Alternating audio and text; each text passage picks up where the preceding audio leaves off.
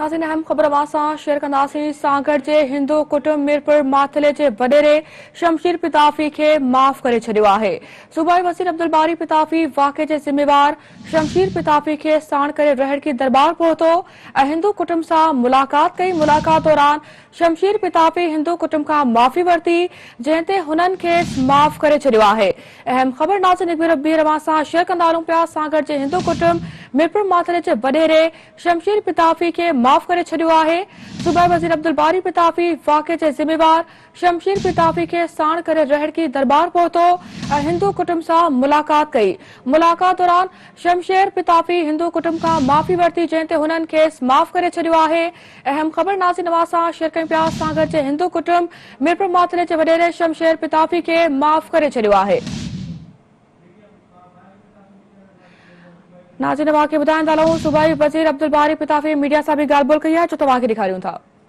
ॾिसो, ग़लती इंसान खां थींदी आहे ऐं कल्ह जेको अमल थियो यकीनन उहो को चङो अमल कोन थियो ऐं उन अमल सां कुझु माण्हुनि इन तासुर खे हवा ॾियण जी कोशिशि कई त शायदि हिंदू बिरादरी सां का ज़्यादती थिए पई ऐं ख़ासि तौर ते जेसिताईं असांजो तालुक़ु आहे, असां सूफ़ी ख़्याल जा माण्हू आहियूं। असीं पाण हिंदू बिरादरी सां असांजो वधि में वधि तालुक़ु आहे। उन्हनि सां असांजा कारोबार आहिनि, उन्हनि सां उथणु वेहणु आहे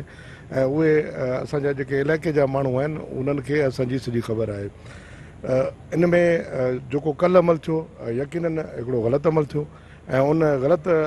अमल जी ज़ाहिर आहे उनखे को बि माण्हू को चङो अमल कोन छॾींदो। जेकॾहिं उन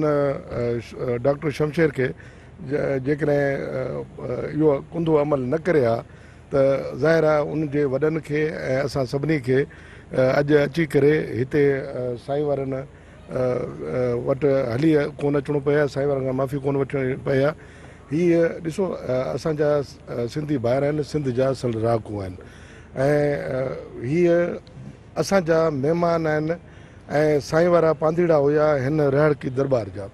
ऐं जॾहिं रहड़की दरबार जा पांधीड़ा आहिनि त असां सभिनी जो हिन इलाइक़े वासियुनि जो इहो फ़र्ज़ु थिए थो त असां उन्हनि सभिनी जो वधि में वधि ख़्यालु रखूं ऐं उन्हनि जी महिमान नवाज़ी कयूं। पर हीअ जेका कोताही थी वई, उन कोताही जे नतीजे में असां राति कोशिशि कईसीं त साईं वारनि सां उते जेका सूरत हाल पैदा थी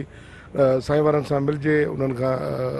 जेको आहे उन जेके ख़दशात आहिनि या उन्हनि खे जेका तकलीफ़ थी आहे उहा तकलीफ़ उन्हनि जी दूरि कजे ऐं वञी करे वेही उन्हनि खे राज़ी कजे उन हवाले सां। पर राति इतफ़ाक़ सां साईं सादराम साहिबु उन्हनि जी न सिर्फ़ु हिन बिरादरी ते बल्कि हिन तमामु इलाइक़े वासियुनि ते सभिनी ते हिकिड़ो शफ़क़त जो हथु हूंदो आहे ऐं असां ते बि ख़ासि तौर ते उन्हनि जो शफ़क़त जो हथु हूंदो आहे। त असीं चाहियोसीं पिए त साईं सां बि मुलाक़ात थिए, छो त हीअ राड़की अचनि पिया ऐं साईं सां बि मिलूं ऐं साईं सां बि ॻाल्हायूं ऐं उन हवाले सां अॼु साईं टाइम ॾिनो, उन टाइम ते असां हिते आयासीं ऐं हिते अची करे जेका कोताही पिताफ़ियुनि जे तरफ़ां थी आहे, शमशेर जे तरफ़ां थी आहे, उन कोताही जी असां साईं खां बि माफ़ी वरिती आहे ऐं असांजो हीउ भाउ आहे ऐं असांजो महिमान आहे, असां हिन खां बि माफ़ी वरिती आहे ऐं असां गॾु बीठा आहियूं। त साईं खे चयो आहे त पोइ हाणे आउं जॾहिं सांगड़ ईंदुसि त सांगड़ अची करे पहिरियों आउं तव्हांजी चांहि पीअंदुसि। नाज़रीन नवांखे अपडेट कयूं पिया। सागर जे हिंदू कुटुंब मीरपुर माथिले जे वडेरे शमशेर पिताफ़ी खे माफ़ करे छॾियो आहे। सूबाई वज़ीर अब्दुल बारी पिताफ़ी वाक़े जे ज़िम्मेवार शमशेर पिताफ़ी खे साण करे रहड़की दरबार पहुतो ऐं हिंदू कुटुंब सां मुलाक़ात कई। मुलाक़ात दौरान शमशेर पिताफ़ी हिंदू कुटुंब खां माफ़ी वरिती, जंहिं ते हुननि खेसि माफ़ करे छॾियो आहे। इन हवाले सां वधीक तफ़सील सां राब्तो कयो आहे ॾहकी में city news reporter Shams Bhutto सां। शम्स, अपडेट कजो। जी, मां तव्हांखे इहो ॿुधाईंदो हलां त हिकु ॾींहुं पहिरें मीरपुर माथिलो में जेको आहे सांगड़ वासी हिंदू कुटुंब सां जेको वाक़ियो पेश आयो, जंहिंमें बासर वॾेरे शमशेर पिताफ़ी पारां जेको आहे हिंदू कुटुंब सां तशदुद कयो वियो ऐं उन सां बदतमीज़ी कई वई ऐं उनखे हिरासत कयो वियो। इन सिलसिले में अॼु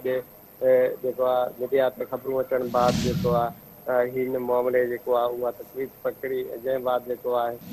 सूबाई वज़ीर जेको आहे बारी पिताफ़ी जंहिंजो ही वेझो अज़ीज़ ॿुधायो पियो वञे शमशेर पिताफ़ी, सूबाई वज़ीर अॼु शाम जो जेको आहे शमशेर पिताफ़ी खे साण करे हिंदुनि जी दरबार राड़की साहिब पहुतो, जिते हिंदुनि जे सादराम सां जेको आहे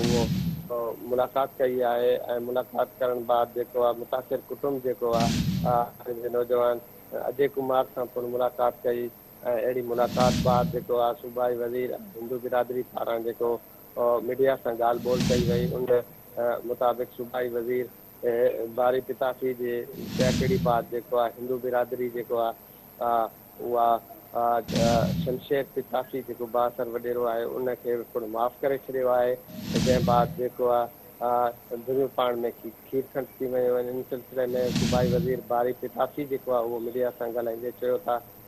हू हिकु सूफ़ी इंसानु आहे ऐं हुनजे दिलि में कॾहिं बि हिंदू बिरादरी जे लाइ जेको आहे उहो मेर न आहे